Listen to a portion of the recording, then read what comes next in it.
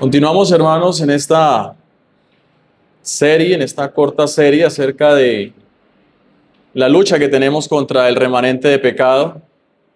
Ya hemos visto cómo se manifiesta, de dónde viene, qué la produce que viene en nuestro corazón, qué la alimenta y cómo podemos erradicar o luchar contra ese remanente de pecado.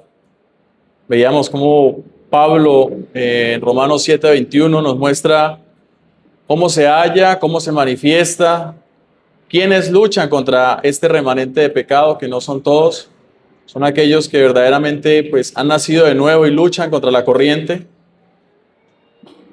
También hablábamos de que es una lucha continua, no es solamente un momento, es una lucha que tenemos todos los días hasta que el Señor venga o nos llame a su presencia. Y en esta tarde vamos a ver, esta predicación tiene por título Muertos al dominio del pecado y de la muerte. El Salmo 19:12, como lo leía el hermano, nos decía o dice: ¿quién podrá entender sus propios errores? Líbrame de los que me son ocultos. Sumado a lo anterior, a lo que hemos venido viendo, encontramos que no todo pecado es visible ante los ojos de los hombres. Hay una dimensión mucho más profunda, mucho más peligrosa, incluso que son aquellos pecados que se alojan en el corazón y muchas veces pasan desapercibidos para nosotros mismos. Y eso es lo que en esta tarde quiero que nos centremos y veamos parte de lo que hemos visto, el remanente de pecado, que hay pecados que son ocultos, como lo manifiesta el salmista. Por eso aquí el salmista clama y dice: ¿quién podrá entender sus propios errores? Líbrame de los que me son ocultos. Es como cuando alguien tiene una enfermedad interna, por fuera puede verse bien y muchas veces pasa con las personas, nos pasa que estamos bien, pero resulta que vamos al médico y necesitamos ver, hacemos un chequeo médico y resultamos con una enfermedad, quizás con el colesterol, con triglicéridos, con todas estas cosas que a simple vista a veces no reflejamos o no se manifiestan en nuestro cuerpo, o puede ser quizás un tumor, alguna cosa que en el momento no se esté manifestando, pero que está allí, que nos está consumiendo. Así es el pecado oculto. La Escritura confirma esto y en Jeremías capítulo 17, versículo 9, nos dice que engañoso es el corazón más que todas las cosas y perverso. Y dice: ¿quién lo conocerá? Entonces, hermanos, aquí hay algo muy serio, algo grave, que no podemos confiar en lo que sentimos acerca de nosotros mismos o lo que pensamos acerca de nosotros mismos. Necesitamos que Dios nos muestre esa realidad. Es la única manera de ver cómo estamos internamente, qué hay en nosotros, y es solamente cuando Dios nos muestra esos pecados. Por eso el creyente ora: examíname, oh Dios, y conoce mi corazón. Dice el Salmo 139, versículo 23 al 24, pruébame y conoce mis pensamientos. Vamos al médico y uno va, no a que le digan lo que uno quiere oír, uno va a que le digan la verdad. Asimismo es cuando le pedimos a Dios que examine nuestro corazón.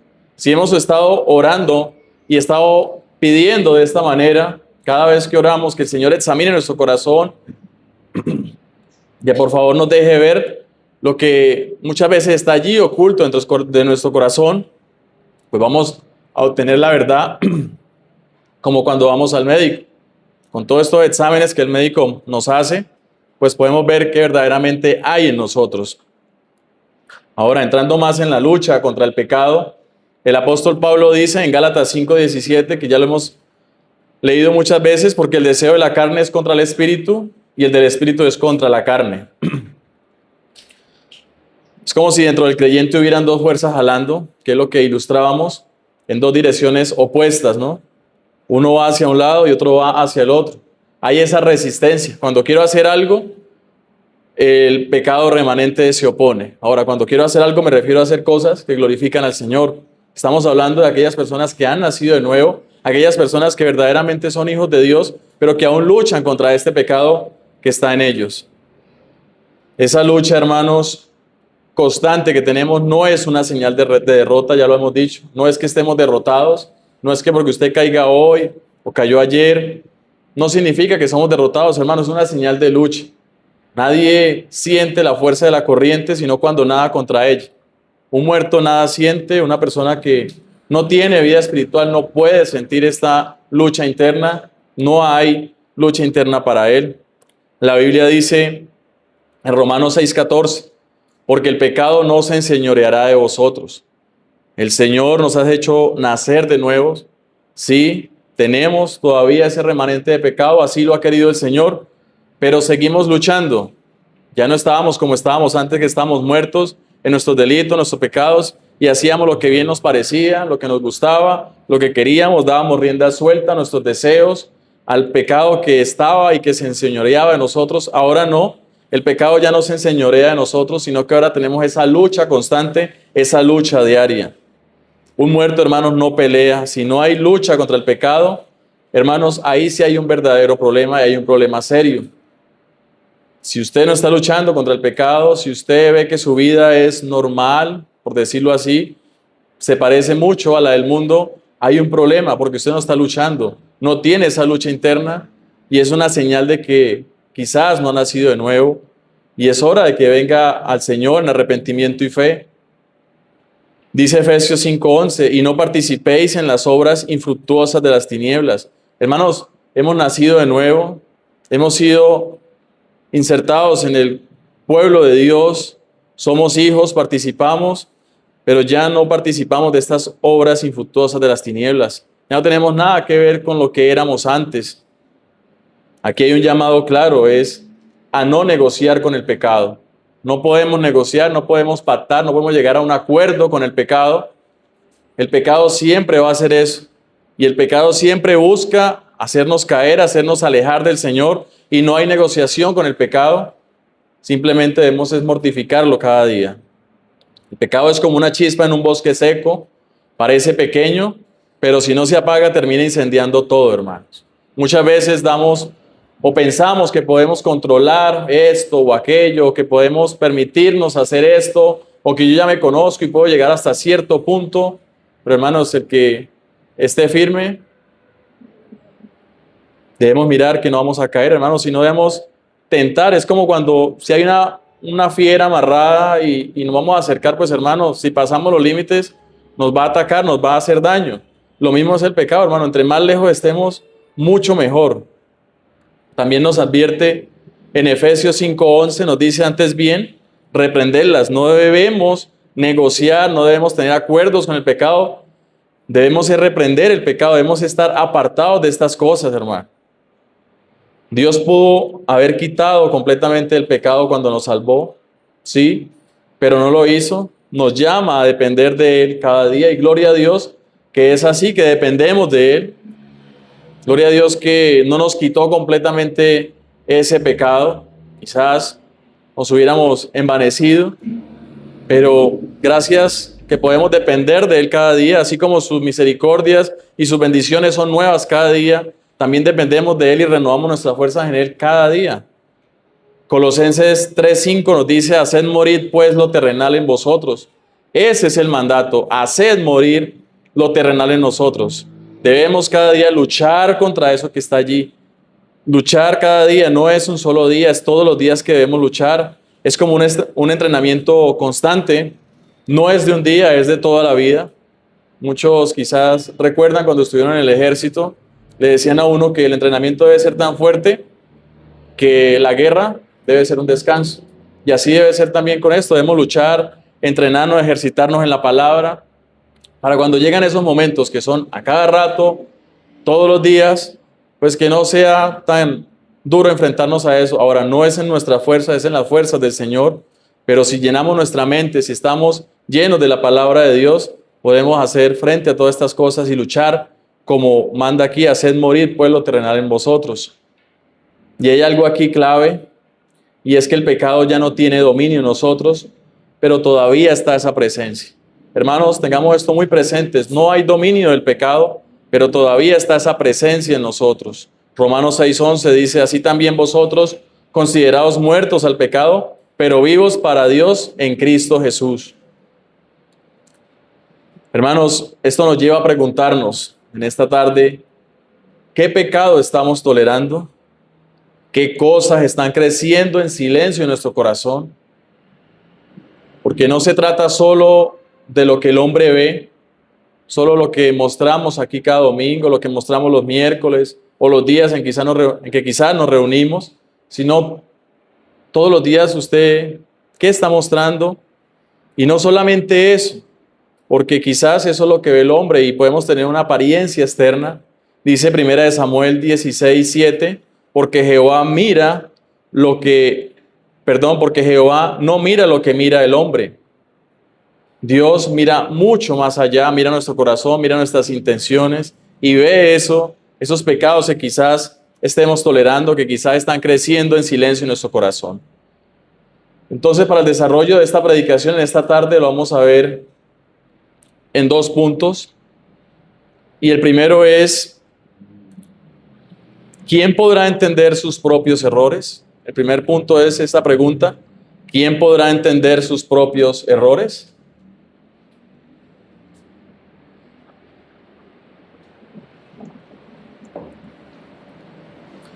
En el texto base de esta predicación, el salmista reconoce que el ser humano no siempre es consciente de sus faltas. Dice, ¿quién podrá entender sus propios errores? En el Salmo 19:12. Hay pecados y actitudes que se nos escapan, ya sea por ignorancia, por autoengaño o por dureza de nuestro corazón. La misma escritura lo confirma en Proverbios 14:12.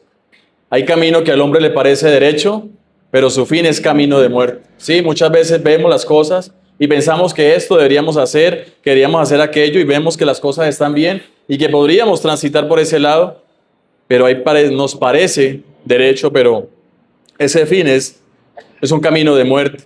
Es importante recordar que el pecado se manifiesta de manera pública, pero también lo hace de manera secreta, privada y oculta, como lo estamos viendo en esta tarde.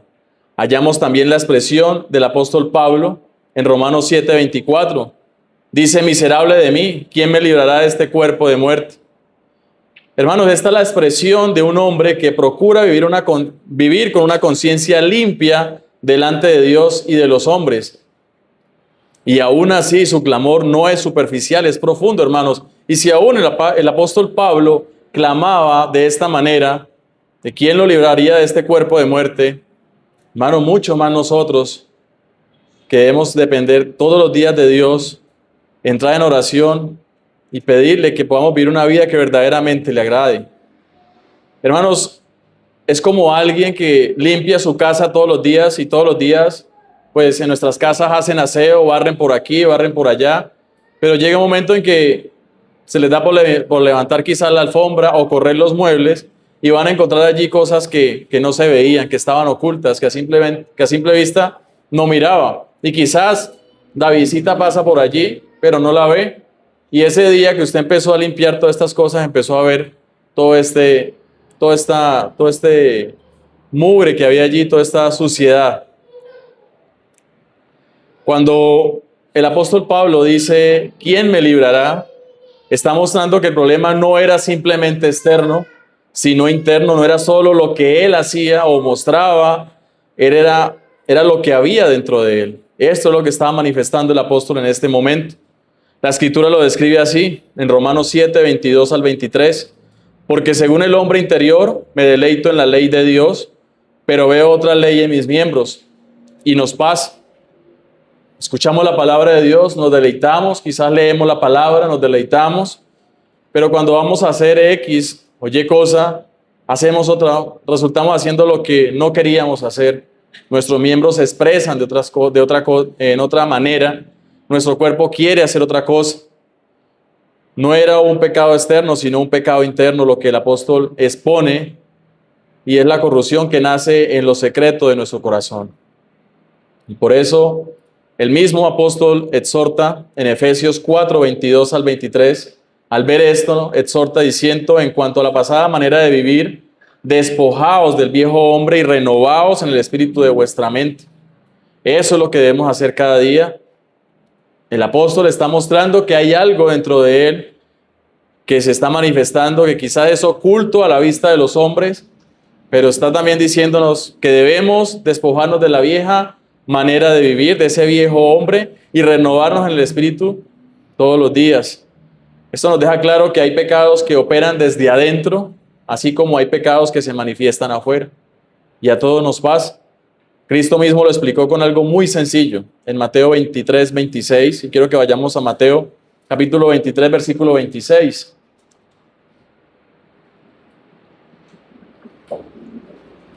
Allí vemos un ejemplo de nuestro Señor Jesucristo muy claro.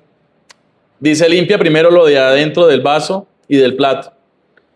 Hermanos, ¿de qué sirve tener un plato y un vaso externamente limpio, reluciente, si en la parte interna está sucio, está lleno de mugre y no lo podemos utilizar? Así mismo pasa con nuestro corazón, así mismo pasa con nuestra vida. Si externamente manifestamos una cosa, vivimos de una manera, y quizás ante el mundo reflejamos que somos moralmente buenos, que hacemos las cosas bien, pero internamente estamos sucios, llenos de mugre, de pecado. Podemos ver ese vaso limpio por fuera, pero por dentro sigue sucio y no sirve, sigue siendo inútil. Asimismo, el creyente no basta con una conducta externa correcta si el corazón sigue siendo dominado por el pecado oculto. Los cristianos entonces no solo debemos limpiar la parte externa, la forma en cómo vivimos, la forma en que el mundo nos ve, sino también trabajar en lo interior, no solo despojarnos de los pecados visibles, sino también de aquellos que permanecen escondidos en nuestro corazón. Y esa es la vida de santidad que debemos tener cada día. No solamente lo externo, aunque también debemos hacerlo, pero también la parte interna debemos limpiarla. ¿En qué piensa? ¿Qué desea? En esos momentos quizás que estamos a solas, ¿qué llega a nuestra mente? ¿Qué deseamos hacer? El Señor no solo juzga lo externo. En Jeremías 17:10 dice, yo Jehová, que escudriño la mente, que pruebo el corazón. Hermanos, podemos engañar al hombre, podemos engañar al mundo, podemos engañar a nuestros hermanos, pero al Señor nadie lo engaña. Y usted mismo no se puede engañar. Usted sabe qué es lo que piensa cada día, cada momento. Usted sabe qué es lo que desea, por qué lo desea. Usted sabe por qué hace esto, con qué intención hace esto o aquello, que moralmente ante el mundo parece bueno, parece agradable, pero sus intenciones son otras, no conforme a la voluntad del Señor. Ahora bien, con respecto a lo anterior, el pecado se puede denominar oculto por varias maneras. ¿Cómo puede ser un pecado oculto? Podemos verlo de dos maneras. El primero, por la persona que peca, Esto sucede cuando el propio pecado formalmente considerado le es oculto a la persona misma. Es decir, cuando alguien hace algo que realmente es pecaminoso, pero para él no lo es. No ha logrado captar la maldad de su pecado. Primera de Timoteo capítulo 1 versículo 13 nos da un ejemplo claro. Dice que habiendo yo sido antes blasfemo, perseguidor e injuriador, mas fui recibido a misericordia porque lo hice por ignorancia e incredulidad. Pablo no está justificando su pecado, como muchos creen, pero sí está reconociendo que en su momento no veía la gravedad de lo que él estaba haciendo. Perseguía a los cristianos, buscaba para matarlos, y todas estas cosas dice que lo hacía por ignorancia e incredulidad. Ahora no lo está justificando, pero ve por la gravedad de su pecado. Es como alguien que va manejando en contravía, pero cree que va bien. Quizás una persona, y a veces pasa en muchas ciudades, personas que van de un lugar a otro y llegan y se meten por un lugar que no es, y va manejando y todo el mundo lo ve. Nadie le dice nada, pero todo el mundo se queda viéndolo. Está cometiendo una infracción, pero él no sabe, porque no conoce, solamente se da cuenta cuando llega al final que ve que hay una flecha que dice que es para el otro lado. Lo mismo pasa con estas personas. El problema es que no lo percibe. Asimismo pasa con el pecado oculto. La persona no lo identifica como pecado, aunque lo sea delante de Dios. Pablo pensaba estar haciendo lo correcto bajo un celo que él consideraba justificado. Perseguía, humillaba, aprobaba la muerte de otros y en su mente estaba sirviendo a Dios porque esto era lo que él creía que hacía. Pero Jesús mismo advirtió en Juan, el Evangelio de Juan capítulo 16 versículo 2, dice allí: vendrá ahora cuando cualquiera que os mate pensará que rinde servicio a Dios. Piensan que están haciendo bien, pero no es así. Eso es serio, porque muestra que uno puede estar profundamente equivocado creyendo que está haciendo lo correcto. En este sentido, muchas ofensas pueden estar ligadas a la ignorancia, no porque el pecado deje de ser pecado, sino porque el pecador no ha visto aún su verdadera condición. En 1 Corintios 14, 38 dice la Biblia: el que ignora, ignore. Y también dice en Oseas capítulo 4, versículo 6, Oseas capítulo 4, versículo 6, mi pueblo fue destruido porque le faltó conocimiento. Es como una mancha en la ropa, hermanos. Uno no la ve, quizás hay manchas que solamente las puede ver las otras personas, quizás a veces uno no las ve, pero otros sí la notan, están ahí, es real, pero la persona sigue caminando normal y sigue poniendo la camisa normal porque no ve esa mancha. Así son muchos pecados ocultos, visibles delante de Dios, pero invisibles para el corazón del hombre. Entonces a esto se le puede llamar pecados ocultos, pecados que están presentes, que ofenden a Dios, pero que la persona no reconoce como tales, ya sea por ignorancia, por engaño o por una conciencia no iluminada por la palabra.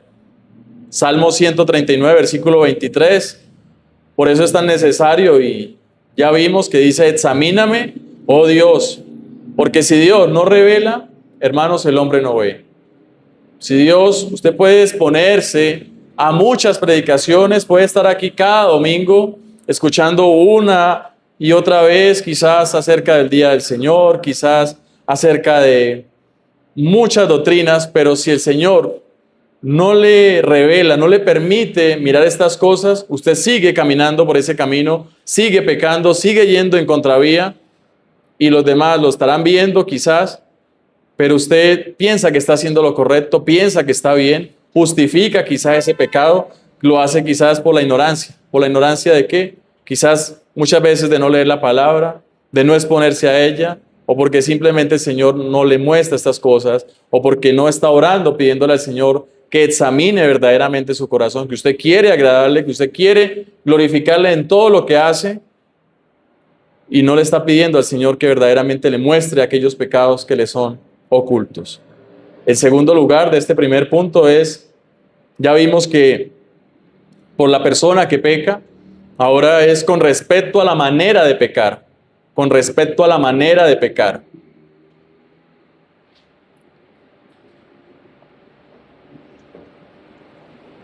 ¿Y cómo es esto con respecto a la manera de pecar? Bueno, los pecados se pueden llamar ocultos cuando vienen disfrazados, cuando no se presentan como lo que realmente son, sino revestidos de algo que parece bueno, correcto e incluso piadoso. Mucho cuidado con esto, hermanos. Podemos hacer cosas, estar queriendo hacer esto o aquello, pero la intención, el deseo, va con otras cosas, va con ciertas cosas que deseamos no conforme a la palabra ni conforme a la voluntad del Señor. Y en la Escritura nos da un ejemplo claro en Juan capítulo 12, versículo 5. Juan capítulo 12, versículo 5. ¿Por qué no fue este perfume vendido por 300 denarios y dado a los pobres? Muchos recordamos esta parte. A simple vista suena muy espiritual, suena muy correcto, suena hasta generoso lo que estaba pensando allí el apóstol. Pero el texto más adelante muestra que no era por amor a los pobres, sino por codicia, que lo estaba diciendo en Juan 12:6 más adelante. Es como envolver algo malo en un papel bonito. Por fuera parece un muy buen regalo, pero cuando se abre es otra cosa. Así son muchos pecados. No llegan diciendo soy pecado, sino ni tampoco diciendo soy sabiduría o soy prudencia, soy justicia. No se manifiestan de esta manera. También son pecados que se mantienen fuera del escenario público, es decir, que no se manifiestan a las demás personas, se cometen en secreto, lejos de la mirada de los hombres. Solamente usted sabe sus intenciones, solamente el Señor, y usted sabe por qué hace esto o aquello. En Ezequiel capítulo 8, versículo 9, le dice allí el Señor, entra y ve las malvadas abominaciones que estos hacen allí. Aquí Dios le estaba mostrando al profeta lo que el pueblo hacía, pero en escondidas. No era lo que mostraban afuera, era lo que practicaban en lo oculto. Es como una casa con una fachada muy bonita, bien pintada, pero por dentro, hermano, habitaciones cerradas, hay desorden, suciedad, cosas que nadie quiere mostrar. Esto mismo pasa en nuestro corazón. Quizás externamente somos pulcros, somos excelentes ante la sociedad y ante mis hermanos, pero por dentro hay cosas que no queremos mostrar, intenciones que son para mi beneficio y no para la gloria de Dios. Así puede ser la vida de una persona. Una cosa es hacia afuera, otra completamente distinta es lo que hace en el secreto, es lo que está pensando, es lo que maquina su corazón. Quien vive así, hermanos, es un pecador en secreto, a diferencia de aquel que reconoce abiertamente su condición. No deja de ser pecador, que lo hace en secreto, que maquina, que quiere hacer esto. Es como un libro abierto y uno cerrado. El abierto deja ver lo que tiene, el cerrado también tiene contenido, pero nadie lo ve. Y muchas veces conocemos gente así. Conocemos hermanos que son un libro cerrado, sí. Sabemos que tienen contenido, pero nadie conoce su vida, nadie conoce qué desea, nadie conoce las intenciones con que está haciendo las cosas. Ahora, hermanos, hay algo delicado aquí. La persona misma muchas veces no ve la profundidad de su pecado. La mirada natural no lo percibe, pero la conciencia sí da testimonio de este pecado. La Escritura dice en Romanos 2:15, nos dice, mostrando la obra de la ley escrita en sus corazones, dando testimonio de su conciencia. Pero aún así el pecado puede endurecer esa conciencia, hermanos. En 1 Timoteo 4:2 nos dice que teniendo cauterizada la conciencia.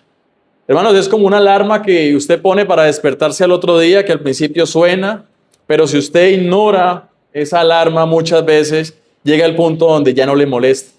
Y muchas veces es así. Usted pone su alarma y quizás suena a las 5 de la mañana y sigue sonando a los 10, a los 5, a los 15 minutos, y usted sigue ignorándole a lo último, usted sigue durmiendo con esa alarma y no le incomoda para nada. Ahora, hermanos, incluso las personas alrededor pueden elogiar a alguien por su conducta externa sin conocer lo que realmente está ocurriendo en su interior.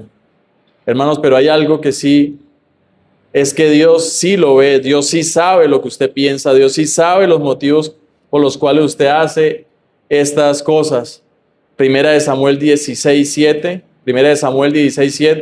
porque el hombre mira lo que está delante de sus ojos, pero Jehová mira el corazón.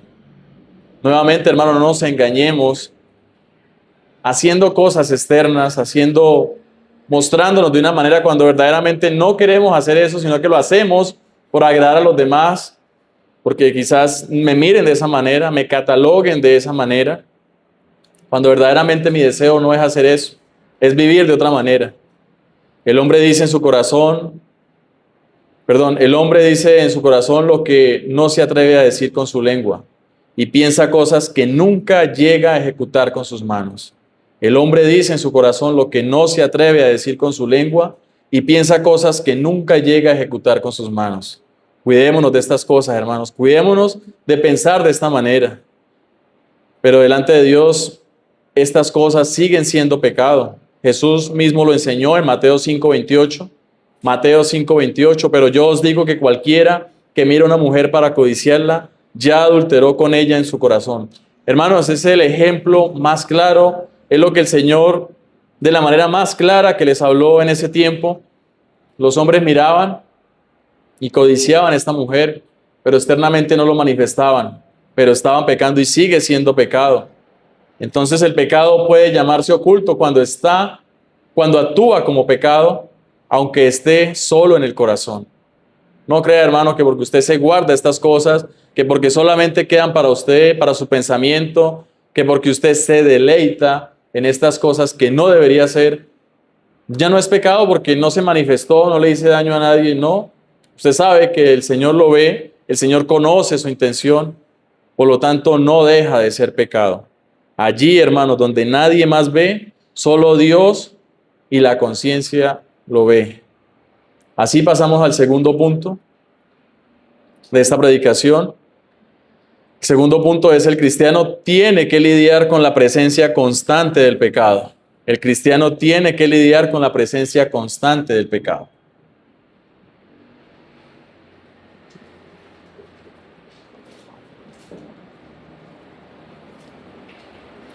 Cristo, cuando nos regeneró, hizo muchísimo por nosotros, mucho más de lo que podríamos pedir o imaginar. La Escritura dice en Efesios 3:20, aquel que es poderoso para hacer todas las cosas mucho más abundantemente de lo que pedimos o entendemos. Antes de que entendiéramos nuestra necesidad, Dios ya había provisto esa necesidad en Cristo. Nos dio el perdón total de nuestros pecados, como lo dice Efesios 1:7, en quien tenemos redención por su sangre, el perdón de pecados. Nos dio también la justicia de Cristo, en 2 Corintios 5:21, al que no conoció pecado, por nosotros lo hizo pecado, para que nosotros fuésemos hechos justicia de Dios en él.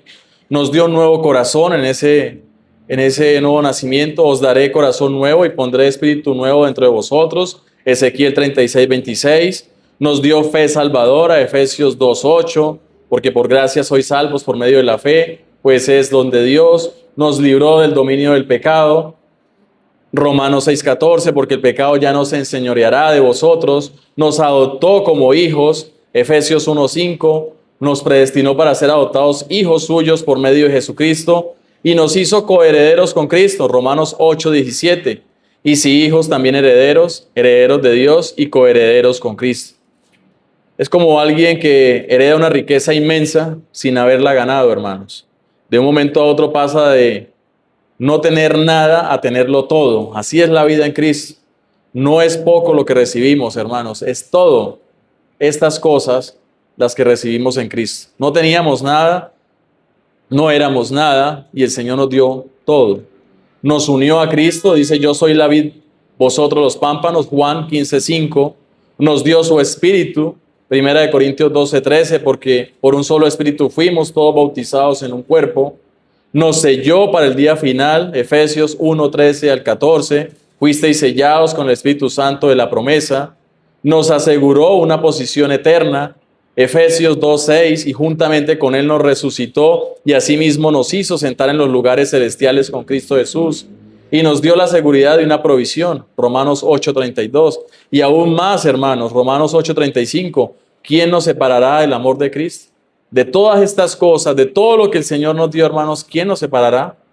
Hermanos, todo lo que he leído es para que nosotros nos gocemos, para que demos gloria a Dios de todas estas cosas que sin tener nada, nos dio todo.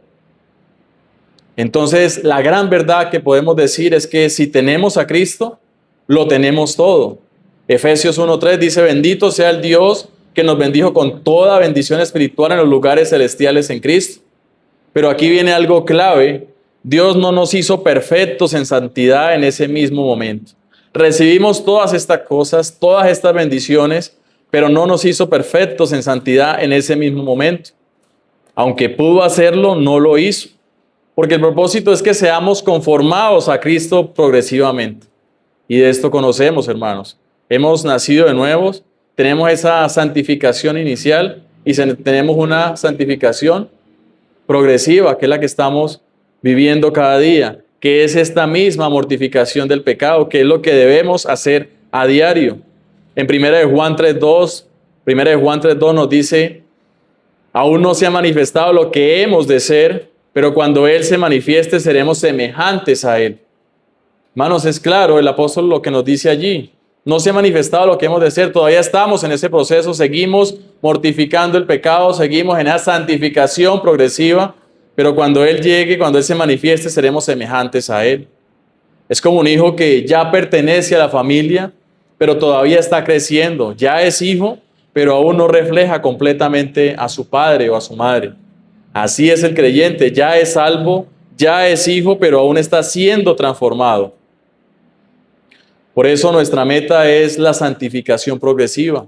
Y es por eso que todos los días debemos luchar contra ese remanente de pecado.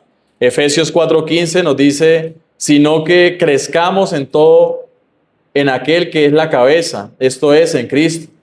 Y eso implica mortificación diaria del pecado, haced morir pueblos terrenales en vosotros, Colosenses 3:5.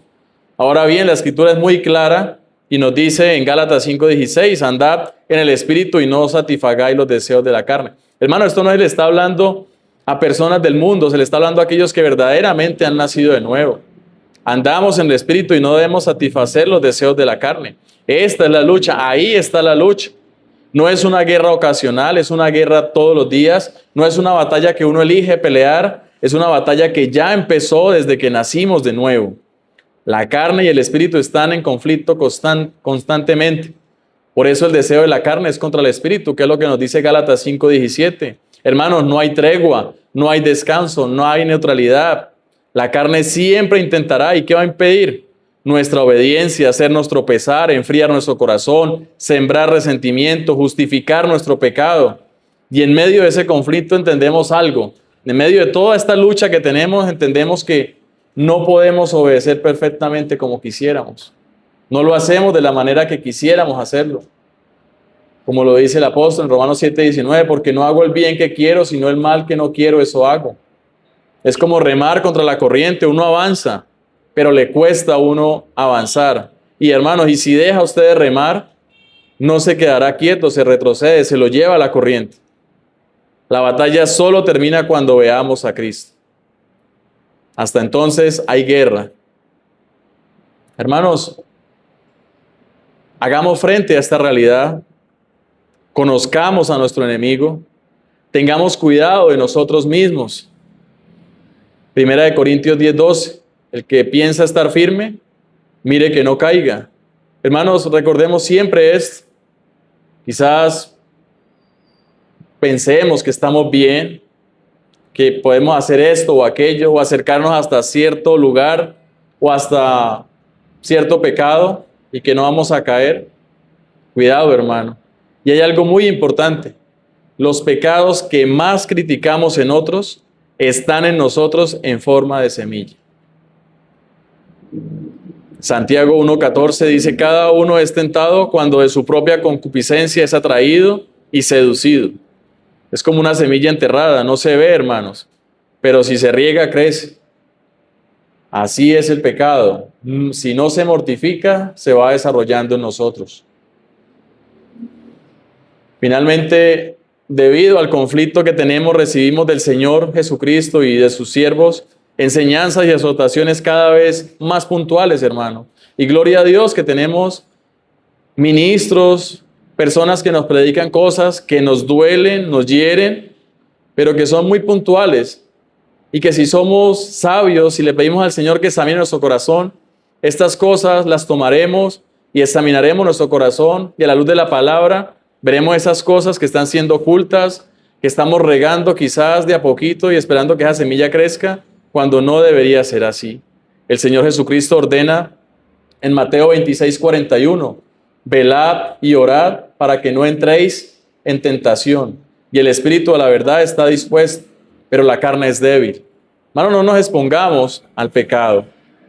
Huyamos como lo hizo José. Si es posible dejar todo atrás, hagámoslo, pero no entremos, no permitamos que seamos tentados. Pablo aconseja en Efesios 6:11 al 13, Efesios 6:11 al 13, vestidos de toda armadura de Dios, para que podáis estar firmes contra las acechanzas del diablo. Por tanto, tomad toda la armadura de Dios, para que podáis resistir en el día malo, y habiendo acabado todo, estar firmes. Primera de Tesalonicenses, capítulo 5, versículos 6 al 8. Por tanto, no durmamos como los demás, sino velemos y seamos sobrios. Pues los que duermen, de noche duermen, y los que se embriagan, de noche se embriagan. Pero nosotros, que somos del día, seamos sobrios, habiéndonos vestido con la coraza de fe y de amor, y con la esperanza de salvación como yelmo. Y Colosenses capítulo 4, versículo 2. Perseverad en la oración, velando en ella con acción de gracias. Todas estas exhortaciones van dirigidas a nuestro enemigo interior y también a nuestro enemigo exterior. Cuando somos nacidos de arriba, inmediatamente nuestra carne no se sale con la suya y arremete contra nosotros y nos patea, hermanos. Ahora tenemos nuevos problemas porque ahora el Espíritu comienza una guerra interior contra el pecado. No quiere decir que porque hemos nacido de nuevo, ya todas estas cosas quedaron atrás. Empieza una nueva guerra, empiezan nuevos problemas con los cuales debemos luchar cada día. Por otro lado, debemos tener en cuenta que la santidad no depende de nuestra percepción limitada, sino de la obra de Dios en nosotros. El pecado oculto es tan real como el visible. Aunque no lo veamos, afecta nuestra comunión con Dios. Así que la verdadera espiritualidad incluye pedir a Dios que nos muestre lo que está escondido, hermanos. La gracia de Dios es suficiente para perdonar y librar incluso lo que desconocemos. Y aquí el salmista nos enseña que la verdadera piedad no consiste en creernos libres de culpa, sino en reconocer nuestra ceguera espiritual y clamar por la intervención divina. El Dios que revela su gloria en los cielos y su perfección en la ley es el mismo que revela y limpia nuestro corazón, hermanos. No nos creamos perfectos, no nos creamos limpios. Examinemos a la luz de esta palabra y todos los días pidámosle al Señor que examine nuestro corazón. Algunas aplicaciones prácticas. Hermanos, examinen a diario. Oremos como el salmista. Señor, muéstrame lo que no veo, muéstrame lo oculto. Hagamos de la oración un espejo espiritual. Es la única manera por la cual podemos ver qué hay en nuestro corazón. No nos creamos sabios. No creamos que porque venimos cada domingo, que porque nos exponemos a la palabra, simplemente de esa manera ya está todo, hermanos. Debemos exponernos, debemos pedirle al Señor que nos muestre estas cosas que quizás no podemos ver y que los demás sí están viendo, o que tampoco ven y que nosotros estamos haciendo por ignorancia, porque no nos resplandece la luz en nuestra vida espiritual. Nuestra dependencia sea enteramente del Espíritu Santo. No confiemos en nuestra propia evaluación. Pidamos que el Espíritu Santo ilumine nuestras motivaciones y nuestros deseos. Tengamos humildad en el trato con otros. Reconozcamos que tenemos errores ocultos. Esto nos hará más pacientes y menos críticos hacia los demás, hermanos. Muchas veces criticamos a los demás, al hermano, por estas cosas, pero no estamos viendo en nuestro corazón. Y sabes, como decíamos, eso que criticamos en los demás es la semilla que está creciendo en nosotros. Confiemos en la gracia de nuestro buen Dios. Descansemos en que Dios no solo perdona lo evidente, sino que limpia lo más profundo de nuestro corazón. Cultivemos la sinceridad, busquemos una vida transparente delante de Dios, sin máscaras, confiando en que Él conoce y que transforma nuestro corazón. Hermano, todas estas cosas que hemos visto en esta tarde, pongámoslas en práctica. Oremos pidiéndole al Señor que nos ayude a ver estas cosas que a simple vista no podemos ver, que quizás muchas veces de rodillas estamos haciendo, pero aún así no estamos viendo, hermanos. Pidámosle al Señor que todas las obras que hagamos, lo hagamos para la gloria de Él, en sus fuerzas, y que no tengamos intenciones que no sean las correctas. Que nos ayude, que nos ilumine y que podamos ver estas cosas que a simple vista no estamos viendo, hermanos. Así que pidámosle al Señor esta tarde en oración que todo esto se manifieste en nosotros y que no solamente quede en una predicación, sino que baje a nuestro corazón y se manifieste en nuestra vida diaria. Oremos.